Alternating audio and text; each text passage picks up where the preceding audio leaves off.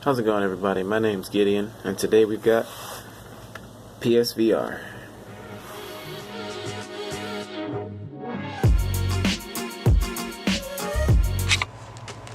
How's it going, everybody? Well, today's toy is in fact a PSVR headset. Had it for a while now just to test with it and play with it. And I don't have a rating scale for it because there's only like 4 VR sets out there right now. I only have one, but goals. So as far as rating, we're just gonna see how expensive we can make this sound, or how worth it would be. Because for about $250, $300, it's not really all that worth it. But we'll get to that later. So fresh out of the box, it does look weird, and it comes with this little processing unit I have hooked up with everything. It's all weird. Has special cables, couple HDMI ports to plug into your PS4 and into your TV or computer or however you hook up your systems.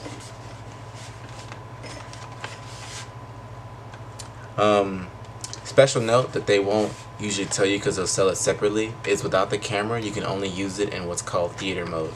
So it's pretty much like watching TV in the dark.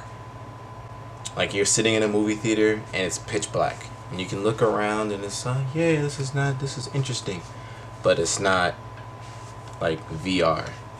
I think it's still cool because that's what I wanted it for, but for a lot of people looking for the VR experience, you have to have the camera. And 2, the game has to be like VR activated, like it has to have a VR function. Like there's a Doom VR game, there's a Skyrim VR game, Gran Turismo. There's a few little indie games for VR. There's PlayStation Worlds for PlayStation VR. But yeah, need the camera, and the games have to be VR unless you want to get it for theater mode. So, yeah. Now, it is a little tight at first, but it's adjustable. Just a little button back here, and I'm wearing my beanie just to make my head a little bigger. But it does fit. Comes on. If you wear glasses, the little visor adjusts. People that wear glasses, big, thick, small, wide, can actually wear it. It's pretty nifty. Lights up. It's all pretty. And such and such makes a little noise whenever you turn it on. See, it's bright. It's better in the intro because I had the lights off.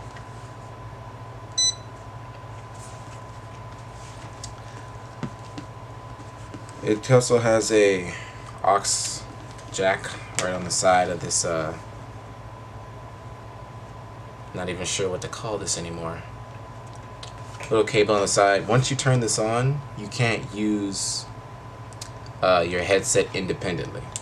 So once you turn this PSVR on, all the sound will go directly through this, so you have to plug something into this little jack in order to hear what's going on in the game.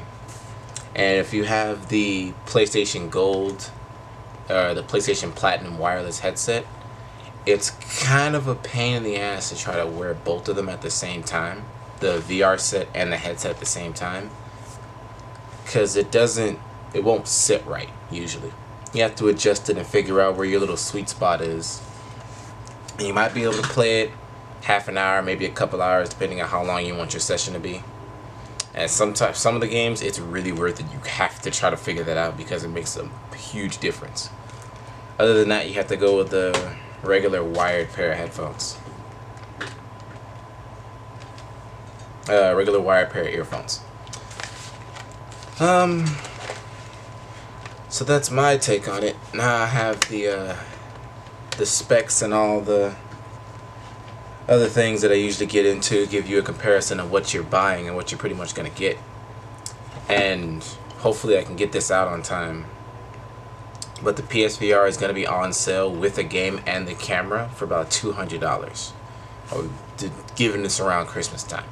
So now would actually be a pretty decent time to get it, just to try it, have fun with it, say, this is for me, this isn't for me. I'd say get more than Gran Turismo though. Try maybe, I think the Doom game is out now. Skyrim is coming out if it's not already out. There's a few games where it'll be worth it. Resident Evil 7, good luck. And then you could just play it in theater mode. Some games actually do look kind of better if it's just in your face. But let's get on to the specs. 5.7 inch screen, so this 5.7, which makes sense because it's about the size of my phone. Almost, give or take, a little bit of space. The whole weight, it's pretty heavy, weighs about, I'd say 3 pounds, or whatever I put like right here. Let's see, it says 1080, 1920 by 1080p, and I would actually be a little, I'd actually be pretty convinced of that, but it's split between two screens. Technically you're getting 960 by 1080p for both, for the two screens, so it's basically 1080 for both eyeballs.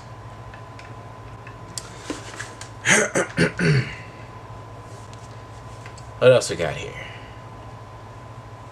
All that good stuff. 6-axis motion sensing. Said the aux port. Now, how can I put this?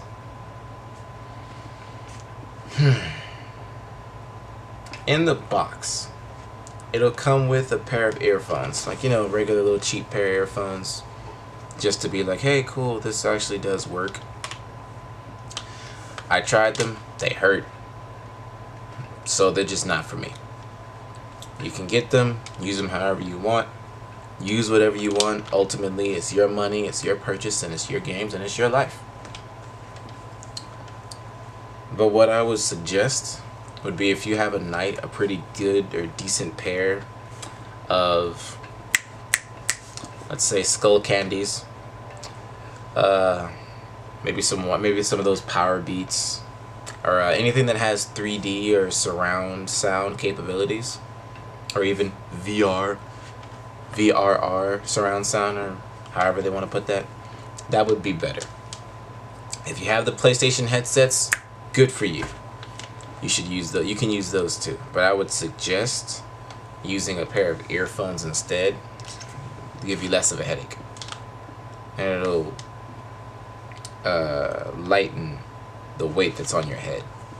I have a picture right here showing what it looks like when you wear the headset and the PSVR.